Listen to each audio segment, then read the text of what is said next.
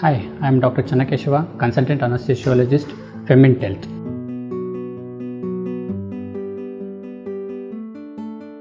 So, regional anesthesia is divided into spinal, epidural, and nerve blocks. What is spinal anesthesia? Spinal anesthesia is the technique where we inject the local anesthetic into the subaqueous bed, which is filled by CSF, which surrounds the spinal cord.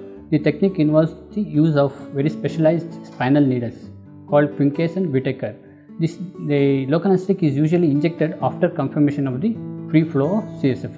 What this local anesthetic will do? After injecting, the local anesthetic which is settled around the spinal cord will block the nerve impulses that carry pain and sensation from the lower body to the brain. Epidural anesthesia is a technique where the local anesthetic drug is injected into the epidural space where it blocks the nerve roots, thereby blocking the pain pathway. Coming to the nerve blocks.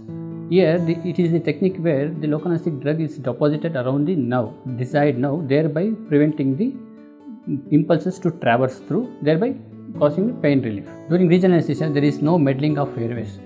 But in general anesthesia, we have to intubate the patient, put on ventilator, and due to this, there is high risk of maternal morbidity and mortality, which is avoided in regional anesthesia. In regional anesthesia, the post-operative complications are very less, especially this respiratory problems will be less, DVT, deep vein thrombosis will be less, then the oxygen requirement post-operatively will be less, and patient will be mobilized very much early. So early mobilization, early recovery, and early discharge. And this reduces the overall ICU cost. The most common contraindications for regional anesthesia are: one is patient refusal. So for all regional anesthesia, patient cooperation is a must.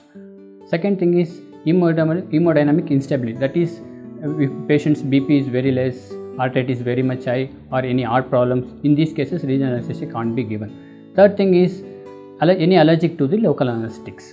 And fourth thing, bleeding disorders. The complications of regional anesthesia. The most common complication, but which is easily treatable complications are: one is hypotension, bradycardia, headache, nausea, vomiting, shivering. These are easily treatable with IV fluids, but the rare complications are nerve injury, injury to nerve or injury to the spinal cord with the needle what we use. And second thing is very much eye block, extensive block or total spinal anesthesia.